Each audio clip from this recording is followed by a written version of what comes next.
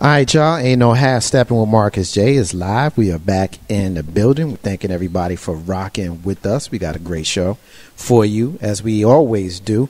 We've got a returning special guest we haven't heard from in like a long time. And we got a special guest making his debut here. That's en route, that will be here momentarily. We got the Diva Diaries. We're going to ask, how are we making America great, and when was it great? A basketball legend does something nobody expected. Got a lot to get into tonight. We're glad you're here. Ain't no half step with Marcus J is live right now.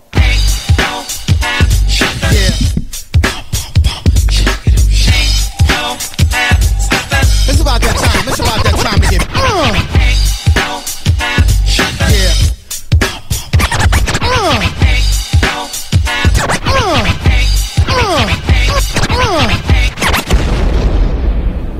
Button your lip.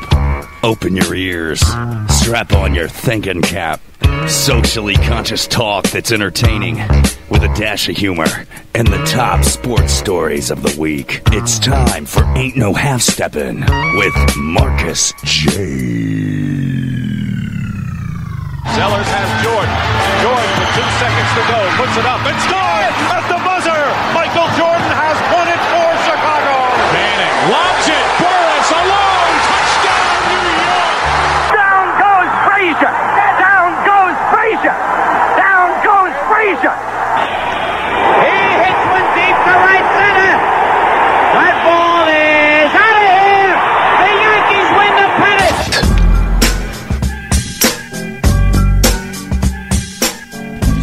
If they lying, they must be half stepping. Ain't no half stepping with Marcus J is live. Be down with us tonight at 804-402-2893. Be down with the flagship show, heard live from the den of Legacy Internet Radio. Thank everybody for rocking with us tonight. We appreciate those folks listening to the live airing on www.legacyinternetradio.com. Thanking those folks that are listening to us on their mobile phone, smartphone, iPhone, on TuneIn. And we're thanking those folks checking in with us on Streamer. Shout out to them people that are listening to the replays right now on YouTube as well as on iTunes. Y'all rock with us. We roll with y'all. 804-402-2893 is the number to dial to be a part of the discussion. So we're thanking. We're going to take this opportunity to go around the room and make sure that we have all of the folks in the building properly represented. So, of course, you hear this sister on the fourth Monday of every single month. She always brings us the Diva Diary relationship segment right here on Ain't No Half Stepping with Marcus J. My sister and yours, dating pool diva Arthur Charisma, is up in this joint. What's up, sis? Hey, what's going on? Doing well. How you doing? I'm doing okay. How are you doing? I'm hanging in, man. It's been many moons. It seems like maybe like a full revolution of the moon since the last time I seen you. You doing, yeah. Like more like a month. Something like that. You've been following your lunar cycles and everything. Well, you know what? Lucia and the crew have been making sure that I pay attention to it. And you know what else is cool? I got this handy little app on my phone that Jane told me to get. See that joint? You see, I be pulling the joint up. Yeah, so I know my moon cycle. So when I'm acting a damn fool, everybody understands why I'm acting a damn fool. So I'm gonna keep the salutations running around the room, and I'm going to introduce a brother that just stepped into the room. And what I'm gonna put him right on the microphone. Of course, he's making his debut on Legacy Internet Radio. He is my brother and yours. We got Ty Cool up in this joint. What's up, brother? Just walking in the door, bro. Hey, man, I put a mic right in your hand, too. Yes, put it right in my hand, just like it's nobody's business. That's what it is, brother. Well, it's good to see you, man. We've been looking at trying to get you in here for a very long time. So yeah. so we got you in here so we can give you an opportunity to tell everybody why you're so important and what you're doing with yourself and all of that kind of stuff. We'll have ample opportunity to make sure that you get all your stuff out, as they say. So I'm going to keep it moving. She is making her long-awaited return to the airways of Ain't No Half Stepping with Marcus J. She debuted on Ain't No Half Stepping with Marcus J. Where we were in the place that we used to be on. See, I'm a fast learner. We used to be on, but this is her first time in the den, which means we ain't seen her in like 3 years. We got our sister April P up in this joint. What's up, April P? I'm back. Yes, you are, man. How you doing? I'm good. I see my little homies in the room too. Homie has grown up. Yeah, Homie's going to 5th grade. Oh my goodness. Mama's looking like, whoa. Yeah. Look at her all. Look at her all grew. Look at her all grooted it up. Yeah. Exactly. She raised the roof. So April, you ready? You ready to rock tonight? You ready to rock? All right, let's do it. I know how you roll. Of course, you heard her help me out on the entrance just a few minutes ago. She is my big sis and the co-host of this show. You know her as S.Y. Butler. What's up, baby? What's up, baby? How you doing? I'm good. You all right? You chilling? You ready to rock? Chilling. What's up, everybody? Hey, how you doing? You good? You good? You ready to rock? Good, yeah. Man, I'm ready for this show, y'all. Y'all ready to do it? All right, let's do it. I'm ready to do it. All right. Yeah. So, April, you up first. When we hear the phrase, let's make America great again, what do you think of when you hear the phrase, let's make America great? I want to take that around the room, okay? So everybody state your piece on that because I got something that I want to share with y'all after everybody drops their little knowledge on it. You up first. All right. Let's make America great again. My first question is, when was it great? Who was it great for? What great things did you do? I mean, when we make America great, do we invade another continent and move westward? Do we, kill off another group of people, another group of indigenous people? So what does America great again? Or do we start with the transatlantic slave trade? Is that when we make America great again? Or do we get into the Civil War when we were fighting each other over, no matter what anyone says, over slavery, money, the economy, the different ways to make money? Or do we do Reconstruction where we never got our 40 acres? I don't have my 40 acres. I don't think anyone in here has a mule. Mine. You have yours? No, my So mule I'm got trying to 4 figure tires. out exactly where and when was this great, illustrious period. And who was it for? Because I missed it. It wasn't for you? Yeah. I missed it. So it actually kind of scares me because it feels like I'm going back. Make America great. I just still have the big question mark over my head. I have no idea what it means by making it great again. Just like you, when the heck was that? Because I don't know. I didn't read about it. Nobody can tell me about it. And I haven't experienced it in my 50 years. So I don't know. Oh, so it's not because I'm young. Oh, no, you ain't. No. Heck, wait a minute. Yeah. You did that. I don't know. You did that. Yeah. You did that. You did that. You opened it up though. She just gave me a slap. You opened it up. Yeah. It was opened All up. right, April gets time out. Already? Already. What you think, Diva? I agree. I definitely agree. It's never been great as far as I know, and not for everybody. It may have been great for other people, but not for everyone. So, I don't know when it's going to get back to great again because it never was great. What you think, Ty? The ladies have pretty much said it all, Marcus, but I'll just try to add what tidbits I do have. Make America great again. That's like the biggest slap in the face of something that was already destined for failure to begin with. I mean, sitting here and analyzing that statement and seeing it plastered, and I mean deliberately plastered, it's like, are y'all for real? Make America great again. Shoot, you'd already capitalized. Right. When did it become great? When was it great for us? Right. When we had to work 7 times as hard just to balance everything out, including the checkbook. Right. It's funny when we say make America great again, it's one of the most condescending phrases I think I've ever heard. Here's why. I've had this discussion a lot recently, mostly in social media and in some cases with some folks. And the reality is, and I was talking to April about this before we went live, the reality is when people hear the phrase white supremacy, they really get up in arms with it, especially white folk who don't like to hear black people use that phrase. And if we think about it analytically, without any emotion, when we can be clear on the fact that this country was founded for and by white people. White people represent 62% of the population, and they own pretty much everything. And so in a sense, they are supreme because it's simply more of them. When you have black people in this country and other so-called minorities in this country, we have to know how to be and think and act white. What does that mean? American culture, for the most part, is dictated by white people. Now, I'm not saying that to be harsh, and I'm not saying that to be racist, which is the wrong usage of the word. You can't be racist unless you can affect somebody's life. I ain't affecting nobody's life. You may think I'm a bigot. I might be that, but I'm certainly not a racist. White folk in this country don't have to have that duality of thinking like anybody other than white people. And so when we say white supremacy, that's what it means. At least that's what it means to me and for me. Reason why I wanted to get everybody's ideas of Make America Great. I got a clip, and I don't play clips a lot, but I do play them sometimes.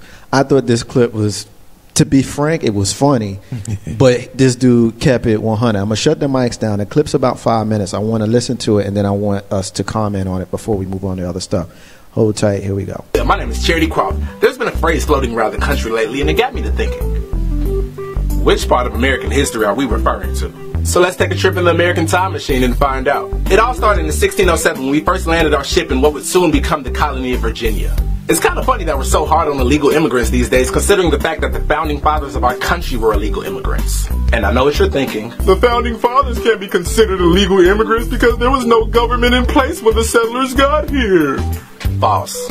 There are at least 566 federally recognized Native American nations that all existed in America prior to the European settlers and all had their own government, sovereignty, and highly developed societies. But we decided that we'd prefer to call them barbaric savages, so we thereby spent the next 150 years murdering the entire Native American population of the East Coast in order to create the 13 colonies. Oh yeah, and I know I keep using the word we, but I probably shouldn't use that because if you haven't noticed, I'm black. So at the time, there would have been no we. I would have been considered property, livestock, an animal. Something that was either stolen from Africa or from right here in America and then sold into slavery. And yes, I did say from right here in America. I know you've been taught that black people's first time in America was walking off of a slave ship, but that is also false. There's countless evidence to show the fact that blacks were present in America thousands of years before Europeans, but that's a whole nother video. So fast forward, now it's 1776 and we're officially a country. But no, the entire East Coast wasn't good enough. Our forefathers came up with this psychotic, egomaniacal concept called manifest destiny. It basically said that we believe that it is our God-given right to shine from sea to shining sea. So what do you do when you need more space in a new country? Kill more natives, of course. So in 1830, Congress passed the Indian Removal Act. It basically said, hey guys, I know you've been living here for thousands of years, but we need you to move west of the Mississippi River, and if not, we can legally kill you. So yeah, we did that, and now we've conquered way more land, but guess what? We need more space! So what's left? Mexico. It's funny how we're having all this talk about keeping our border safe, build a wall, but did you know that this entire Mexican-American border that you're trying to build a wall on was actually Mexico until we stole it? This is how America looked prior to 1845. But then we waged the Mexican-American War and we slaughtered so many Mexicans that they had to give us their land so we would stop murdering them. California, Texas, Nevada, Utah, New Mexico, Arizona, Colorado, and Wyoming were all Mexico until we murdered so many people that they had to give us all that to make us stop. So yeah, fast forward to 1863 and something great finally did happen. The slaves were set free. Yay, I'm finally human. But nah though, because at the same time the Jim Crow laws of the South started. Those lasted for the next 100 years and basically said that if you were black and a white person didn't like you, then they could beat you, burn you, kill you, hang you, and there would be no consequences at all. So yeah, so much for freedom. And it wasn't even just about race at this time. Life sucked for white women too. They were basically walking, talking sex toys and cooks. Women couldn't vote, couldn't hold political office, were really only valuable as maids or baby makers, and also could get beaten and raped without getting any justice at all. So yeah, fast forward to the civil rights era of the 1960s, and blacks are now getting hosed down and attacked by dogs. But we continued to march on and finally got some form of civil rights. Quickly after that, though, in the 1980s, the war on drugs started, which was basically just a war on poor black people and led to the extremely disproportionate rates that black people are incarcerated in comparison to every other race. And we still suffer from racial profiling to this very day. Fast forward to the 1990s and the 2000s, and the war on terror started, which was basically just a war on Muslim people. And to this day, Muslims are still racially profiled and humiliated just for believing in God. Finally, fast forward to present day, and I don't even need to tell you what's going on right now because you already know. So when we say make America great again, we need to realize that such a statement implies that we should look back to some shining golden era in our country's history. But if we truly believe that such a statement fits our country, then maybe we need to reassess our definition of greatness. Is greatness a time of financial success and military power when we are the richest, most powerful country in the world? Or is greatness a time when every single citizen truly has liberty and justice and the freedom to live their life in peace? Maybe we shouldn't be trying to make America great again, but rather make America greater than it's ever been. And you know how Steppin with Marcus J, live from the Den, Legacy Internet Radio. We had a lot to respond to in a comedic way, laid out a whole lot of facts that many of us have been aware of. April, you up first. What you think about that clip? That's a perfect clip. It's exactly what I was saying. He just laid down all the facts with it. But you know, like he said, we really need to make America greater than it's ever been. We've never reached our full potential because there's always been a segment or two, a population or more that's been cut off from reaching their full potential. So America, in essence, has never really been great. You haven't included anyone. You haven't reached your full potential. So you really can't say make America great again. It actually, the phrase itself actually offends me. Like, I find it so offensive. Every time I see a Trump sign, I want to kick it down and pray they don't call the cops. Because it's like, ugh, what are you saying? Thank you. It's like, what are you saying? Yeah. And you're, I gotta get my turn, oh. You won't kick that joint too. What you think, Big Sis? Oh, well, you know, I'm just saying, just let's make it great. Let's try to make it great somewhere down the line. Every time he told a story, you know, we stole something, they gave an inch and then took back like 20 miles. So there was no plus to anything that came out of this. So now when we're at the end and he's like, you know, let's try working on it. Let's make it great.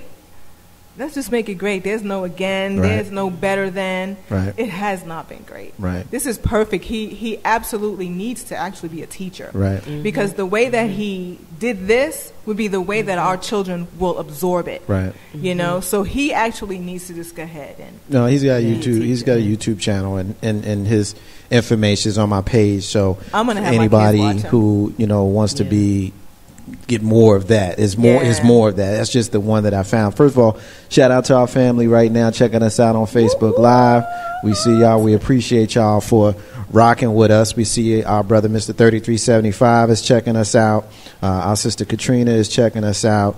Our sister Tony is checking us out, and our sister DJ Renee Melendez is checking us out, as well as our sister Chantel is checking us out. So shout out to all of them. Diva, we know you as an educator may have some opinions on this. What you think about the clip we just listened to and watched? I agree with him. He nailed it. I mean, it never was great. Everything he pointed out, the part about there being thousands of black people here, thousands of 10,000 years ago was true. And a lot of people don't understand or know that. So I'm glad he brought that fact up, and how a lot of, those same black people became, the Indians and were pushed to the Mexican lines, and then Mexico got cut up. Right. All of that was true facts. Right. So I'm glad he presented that. Yeah. What you think of Ty? A lot of takes. Ty picked up his mic first. Ty was like, come on. And then you said April. He was like, damn. It's just like, it's just one of those things. It's just like, for many folks that don't know it or never take that time to really sit down and embrace it, it's just that. Woo. Mm-hmm. Right. Like somebody like me, somebody like Marcus, and even you ladies, our sisters. We take the time to research this stuff and find out the facts, and it's just like, wow, I had an inkling. Now it's basically manifests itself. Right. And now where we are, it's like this is basically what's been needed. Right. And it's still needed because a lot of folks' eyes wide shut. And not saying it in a bad way, but it's just like, all right, everybody, this information is right here. Embrace it. See it for everything for what it's worth. Make America great again. Do not allow yourself to get caught into that web. Right. Because shout out to our sister Dee Dee and our sister Jackie, both checking in on Facebook Live. Thank you for checking in, ladies, sisters. You know, I get frustrated a lot because, you know, you get a lot of folks who expect your perspective to be their perspective. And so when you have conversations with them, you know, there's a lot of condescension that goes on. Like I mentioned before we played the clip, you know, all I really expect from folks is empathy and understand. You don't have to, you know, have sympathy because I'm not a victim. Exactly. But have empathy and understand that I don't view the world like you do. Right. You know what I mean? Yeah. I'm a black dude that grew up in the hood of Jersey City. And if I got a friend that happens to be white that grew up in the suburbs of Richmond, Virginia, our perspectives are going to be different. We're going to view things completely different. Right. And it doesn't mean that we have to be on opposite sides of anything, as long as we honestly, you know, debate and have a discussion. Where you lose me, black people and white people who want to attack the other because they disagree. Yeah. Right. That's where you lose me, with name calling and all of that kind of stuff, because you get a lot of people, make America great, you know, Trump and, you know, F Hillary and all of that kind of stuff. I don't like that. I don't like her. And I'm going to get to that in a minute. Exactly. You know, because I like her about as much as I like Donald Trump. I don't like either of them. I'm not a fan of either of them. Because she really is, actually now is a good time for me to transition to the other piece I wanted to talk about. She really is crooked Hillary, y'all. She's crooked. If y'all don't think that she's crooked, then pay attention to what's going on with these emails in the DNC. You know, it's one thing when we're talking about the email scandal that she had when she was the Secretary of State. Right. I'm not even talking about that, because they all did it. They're making a big deal about Hillary Clinton doing it, but they all did it. You know, George W. Bush did it. Dick Cheney did it. You know, Condoleezza. They all did it. This is what they do. Absolutely. But this new thing with the DNC, with Wasserman Schultz sending emails and how they trying to blackball Bernie Sanders and all of that kind of stuff. Yeah. Come on, man. They basically made a point. The DNC has already made it plain through anonymous emails that were hacked and made public at the end of last week that Debbie Wasserman Schultz, who is the head of the DNC, was one of the main people. First of all, she's firmly in Hillary's camp, and she's a Hillary Clinton supporter. But there's like 20,000 emails that they have been able to uncover that made it plain that they were supporting Hillary, and they almost went so far as to actually sabotage Bernie Sanders.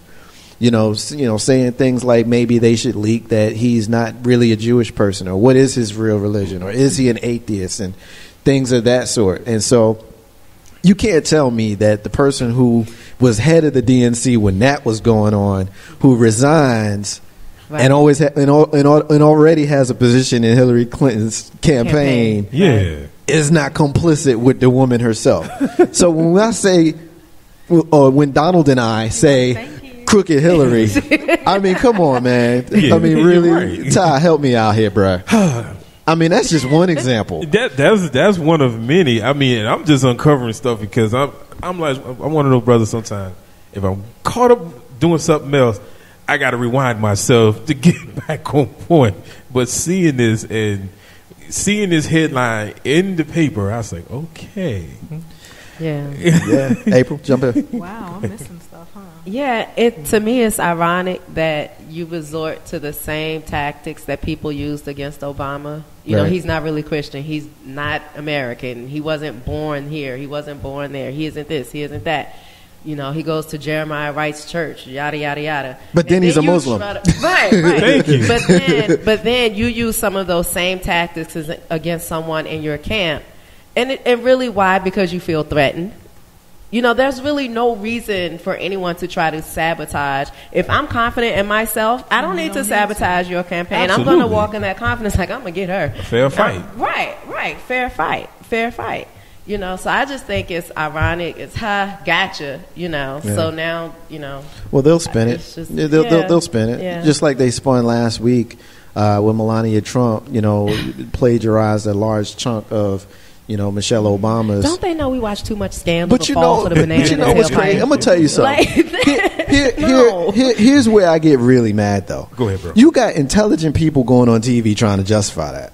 Like when they show the split screen, and you see the words, and then you hear Verbatim. the words. What white woman say word is bond? Like for real? No. Wait a minute, she said that? Yeah, she didn't say it like that. She didn't say it like that. She say where your word is your bond. Yeah. Where your word is your bond. And what White people country don't is say she that. from? I'm She's sure they from don't say it there. Slovenia. Sylvania, one of those. Slovenia. A former Russian. Somewhere over there. I do leaked think that it's DNC ironic. emails. Now I took some heat in social media from some conservatives when I suggested that if President Barack Hussein Obama had 3 baby mamas and 5 kids, Oh, well, you saw my response. if he had 3 baby mamas and 5 kids, what would we be saying about president? First of all, we wouldn't be saying president. Right. We would have never made it. It would have been some other adjectives before that. But I'm race baiting by showing you how the world in our country views. Yes. Because we know that when we hear phrases like welfare queen, what do we think of? A black woman. Of course. Yeah, exactly. But if we actually do the numbers on who is more likely to have welfare, who's the real welfare queen? The white one. Exactly. So these are facts. It's not stuff that we're making up. No. And so I just took a moment to take a shot at Donald Trump and Hillary Clinton because I don't care for either of them. They don't speak to me or my issues. Donald Trump has not said anything that I've heard of with regards to the black men that have been shot and killed, in most cases unarmed, by police in this country. In this country right now, in spite of what happened in the last few weeks with those 2 dudes shooting cops in Baton Rouge, as well as in Dallas, the incidences of civilians killing law enforcement has been steadily going down for the last 20 or 30 years. Yeah. Whereas the incidences of police killing civilians has steadily been going up. Yeah. I find it very ironic and very frustrating that a white man went into a court and killed 2 bailiffs, and once they realized it was a white man, that came off of the news cycle. Oh, yeah, real Before they fast. identified him, it was all over the news. Yeah. I remember because I was on vacation that day. I didn't do a show that day. Well, I did a show, but I didn't come in here to do the show that day. So I remember I was sitting in front of the TV. Yeah. And once they flashed this picture, that story disappeared.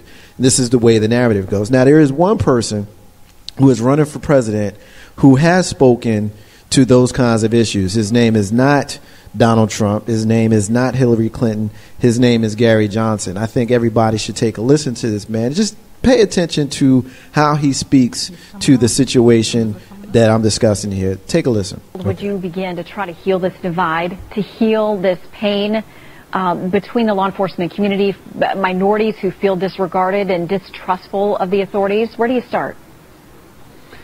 Well, Shannon, for me personally, I really do want to thank law enforcement. I mean, I'm thanking law enforcement out on the streets for putting their lives on the line. That said, I think we've had our heads in the sand regarding racial relations and what is happening. Police are not to blame. Of course, in Dallas, this is a situation where police were protecting peaceful protesters.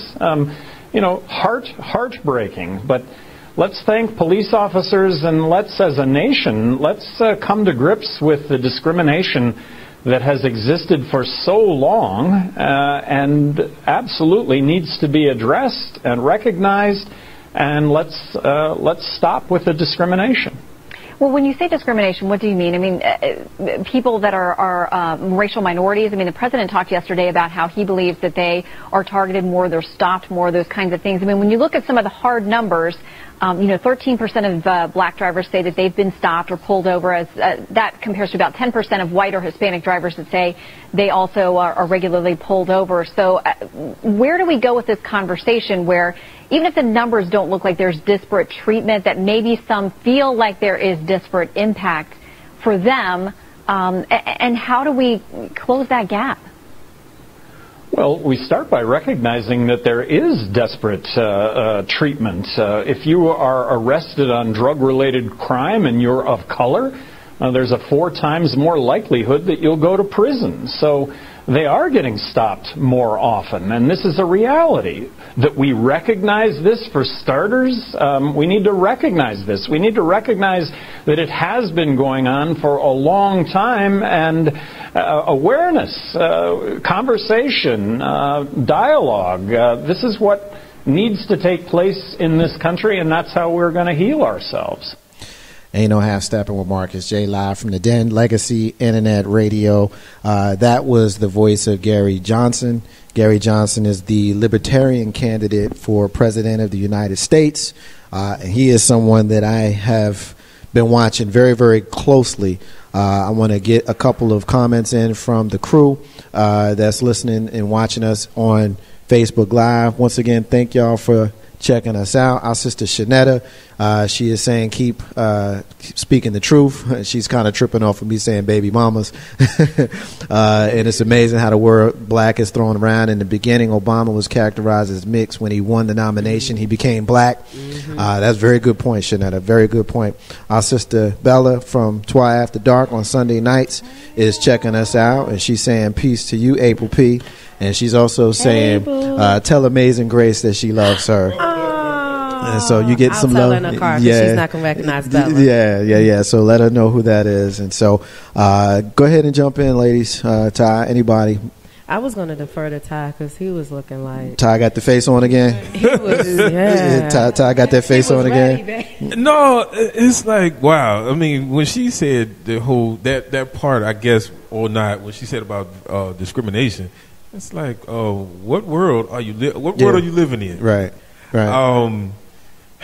Sometimes it just takes me a long ways back sometimes when I hear her comments and asking the questions. Right. I was like, excuse me, white woman? Well, it harkens back, though. Big Sis, it harkens back to what I mentioned earlier about how you have two different perspectives. Yeah. When you look at the news and everybody that's giving you the news looks like you, then, hey, everything's great. Yeah. But if everybody who's on the wrong side of the news does not look like you, then you may not be able to understand when there are some folks that are in that community that ain't about that life are outraged when when certain things are portrayed a certain kind of way. Jump in here. Exactly. Yeah, I agree with Ty with her comment, but as soon as she started talking, all it said to me was, I'm a racist. I'm a racist. That's all I heard as soon as she started talking. So, when you mentioned Gary, I believe it was last week when you mentioned him, I decided to look into him, and it looks like his numbers are actually going up. So I'm just hoping there's some sort of surprise where he just blows us out the water, because those are issues that do need to be addressed. Right. Well, he's at 13% right now on one of the national polls, and he needs to hold steady at 15 to be invited onto the debate stage. Now, do I think he's going to win? I don't think he's going to win. But I think that we would be wise to not pay attention to a person. I'm going to take us into break with a quote from Gary Johnson that fits right here what we're talking about. My message for anyone that thinks they have to vote for the lesser of two evils is simple. Listen to your conscience and realize that your vote as a citizen of the United States is precious. Don't let anyone tell you by not voting for the Democrats or the Republicans you are wasting your vote. Right. No vote is wasted if it is cast in good judgment and based on what candidate you think is best for the country. End quote. Yep. Doesn't get any more plain than that. Ain't no half step with Marcus J. live from the Den Legacy Internet Radio. We're going to take our first break of the night, and when we come back, we're going to talk about a legendary basketball player and a legendary musician who have made some news in recent days. Marcus J. I got April P. returning to the show. I got Big Sis. I got the Diva. I got Amazing Grace back there, and my brother Ty Cool. And how stepping with Marcus J. Be back in a few, y'all. Stay with us. Hey, this is Warren Ballantyne, the number one truth writer in America, and I'm listening to my man, my brother Marcus J. right here on Legacy Internet Radio.